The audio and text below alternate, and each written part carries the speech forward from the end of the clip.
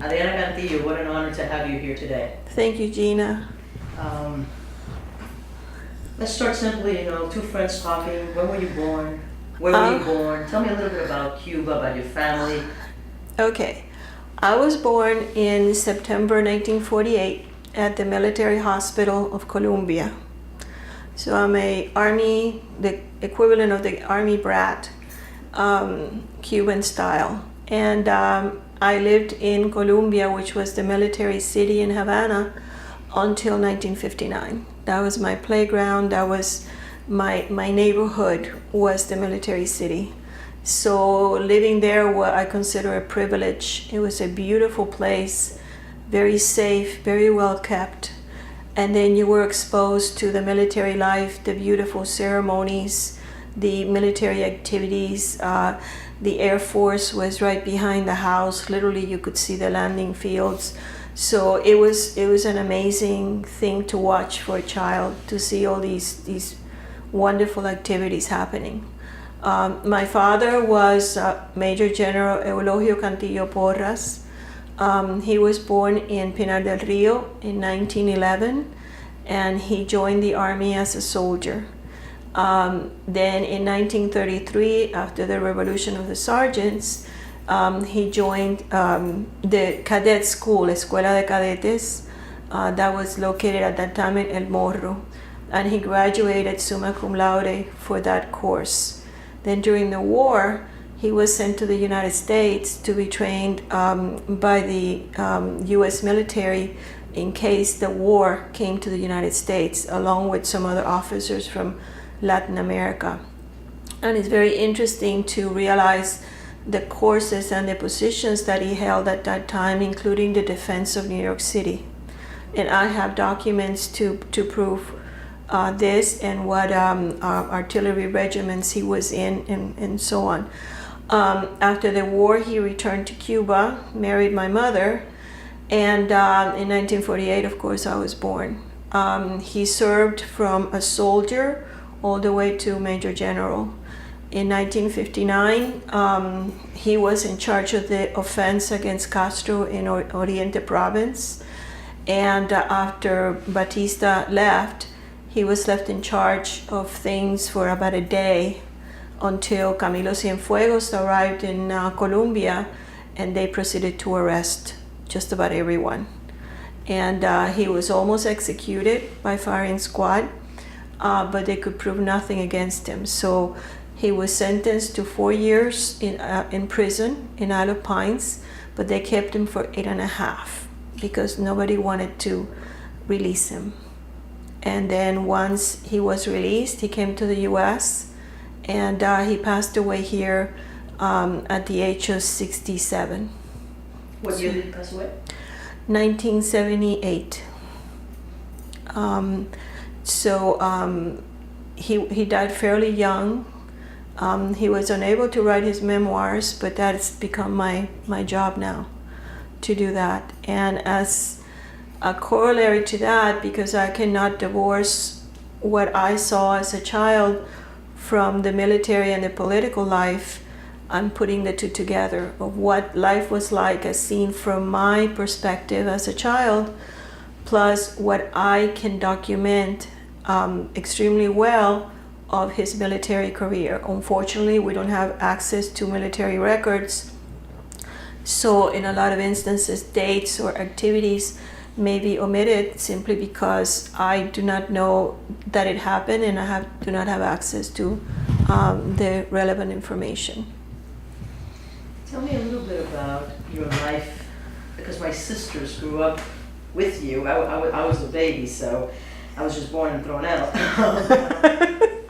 Tell me about your life, and tell me if I'm saying it correctly. Colombia? Colombia. Colombia. Tell me about life there. I've heard I've seen the greatest pictures, hear the greatest stories since I was a kid. Tell me a little bit about that Cuba before 1959. Cuba before 1959 was on the par with New York. As children, we experienced the same things as people in New York or Europe. So our toys were the exact same things. We saw television programs that were being broadcast in the United States. They would be broadcast in Spanish in Havana. We saw all the latest Walt Disney movies. The same clothes. A lot of stores like Woolworths and Sears were in Havana. We had all the materials from Spain. We had the dolls, the famous Mariquita Perez. We had, during Christmas, we had the foodstuffs from Spain, the turrones and sidra and figs and hazelnuts. And then we had the stuff from the United States. We had Coke and Pepsi and 7-Up. And the last year, which was interesting, the Cuban Congress decreed that Thanksgiving would be observed in Cuba on the same day as the American Thanksgiving. And so the appearance of turkeys and cranberries and recipes for that began to be published in newspapers. And Cuba, by the way, had something like 27 newspapers at that time, which is incredible, along with magazines resembling Life magazine, Bohemian Carteles. My mother often read Harper's Bazaar and Elle, U.S. News and World Report, Newsweek, Life, all those things I saw around the house. So it was a mixture of both cultures, and you heard English being spoken on the street. Money was the same; it was the same value. So for the longest time, I thought that the Buffalo nickel was Cuban money, and I always wonder why it had an American Indian on the coin. But it was that mixture of cultures and traditions, and I often heard American officers in Colombia talking to my father, who spoke English. The American ambassador came to the house one time, and I talked to him, and so it was just natural. There wasn't anything strange. There was an incredible presence of, important people, Hollywood actors and actresses, political figures. They all went to Havana for a visit. And so it was very cosmopolitan. There was always something happening. There was always some santo or some anniversary or something. Even the Duchess of Windsor, the Duke and Duchess of Windsor visited. John Wayne, John F. Kennedy visited. So it was very popular place, very happy place. There was always some festival, something going on. And if you didn't bother the government, then the government didn't bother you. So, obviously if you're going to set up bombs in movie theaters, somebody was going to get upset about that. And you shouldn't have done that. But other than that, you were free to set up your business, to travel, to study, whatever you wanted. And so that life came to an extremely abrupt end in 1959, to the point that within months, there was no bacon left. There was no hot dogs left. By 1960, there was no salt. We're living in an island, and there's no salt. Thread was non-existent. You had to unravel fabric in order to sew with the thread that matched. So it was, to my generation, it was something that your whole world came to a screeching halt, and it made no sense. Family, friends were executed by firing squad. My father ended up in prison. My uncle ended up in prison. Even my school that I went to from the beginning wouldn't accept me anymore, and I had to go to a different school. So it was a very hard period of growing up very quickly, and then it just continued to deteriorate from that point on. So well, thank you for sharing that. Thank you for sharing that. I know that. How was it? Take me to now, to today. Your life, your family's life here, your father when he came here after being a major general of a country. Let's see. My father was condemned to 4 years in prison. They kept him for 8.5 because they didn't want to release him. We wrote letters to everybody we can think of, including the Pope, to see if they could do something about this. He almost died in prison to a perforated ulcer. His health was not good. So finally, through, again, another complicated story, Castro's secretary found out that my father was very ill, and through a series of circumstances, they released him. And then immediately there was all the paperwork that was needed to come, which included, all the visa requirements, the job offer. It was legitimate, and not like today where people kind of just sneak in. It was at that time you had to meet a series of requirements, and there was no plan B on that. But he came, and he was here 9 years before he passed away. His health was not good because of all the stuff that happened in prison.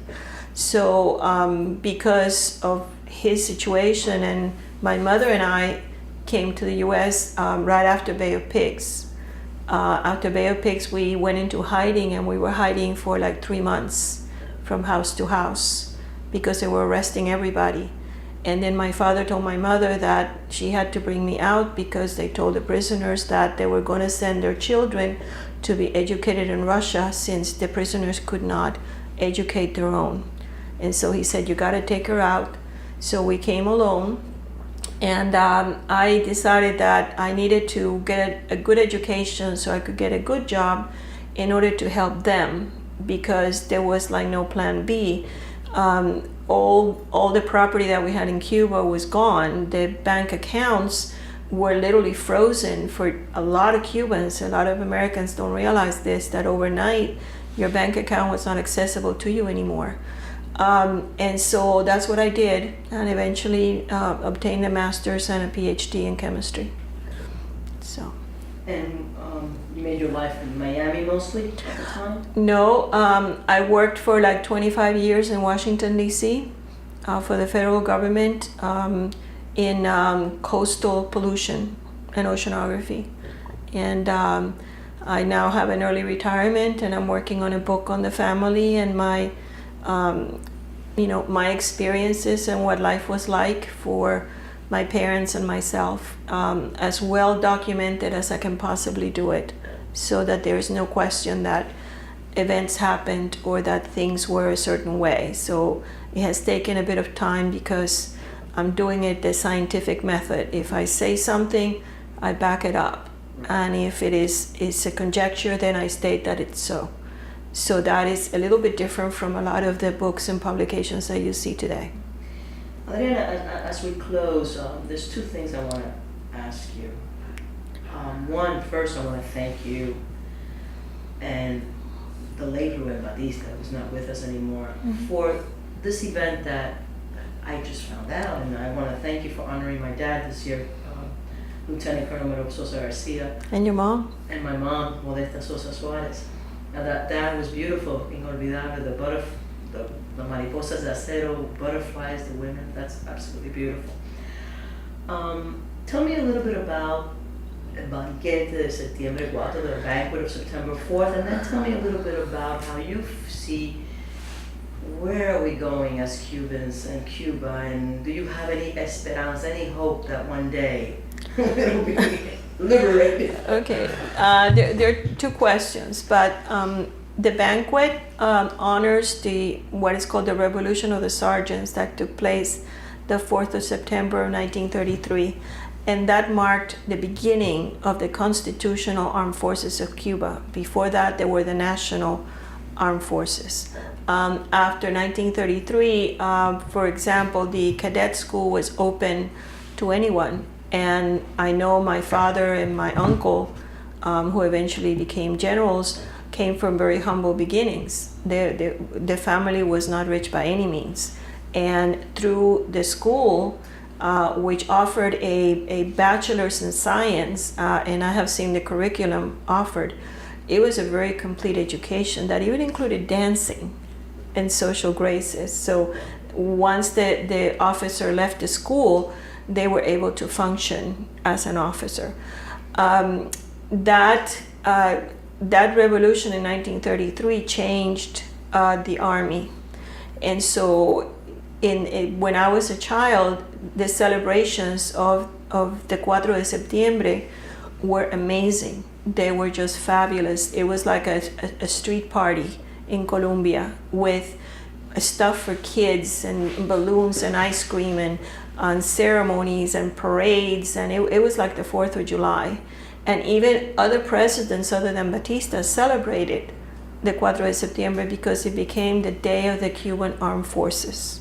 And so here in exile, several people began to meet, in very humble conditions to have lunch together and celebrate, the armed forces and their friends. And eventually Ruben took it over, and it's grown from year to year. And the last few years we have been commemorating officers that have passed on, and as you saw, and trying to bring the families together, because sometimes the names are known but the families cannot be found, which is amazing. But there's a lot of families that we have not found. We don't know what happened to them.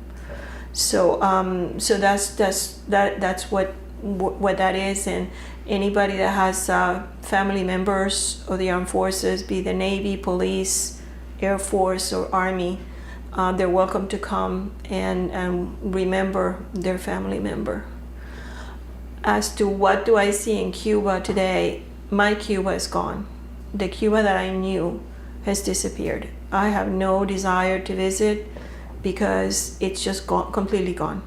Whatever buildings are left have been destroyed. The military city has been totally changed, destroyed. The beautiful parade ground doesn't exist anymore. The landing strips of La Aviación are planted with corn. So the Cuba that I left, the stores are gone. It's not the same. So there's no reason for me to be there. And so what do I see for the Cuban people? They have a long road ahead of them. Their personality is not the same as the one in 1950 because of the situations that they have had to deal with over the decades. And it's going to take them a little bit of time to adjust to dealing with strangers and dealing with other people and even running a business and traveling and whatnot. And that's not something you pick up immediately. Cubans were always very friendly, very open, very welcoming, simply because we were the hub of all the trade with Spain. All the ships would congregate in Havana before going to Europe. And so you always had strangers coming in and ships and people leaving and coming. That's not the case anymore in Cuba. Cuba is closed.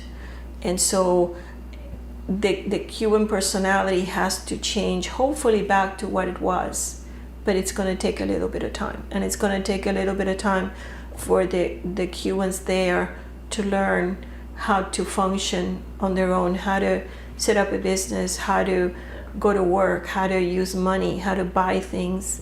And that's something that we take for granted, but they don't have the experience. So it's gonna be a while, and it's not gonna be easy.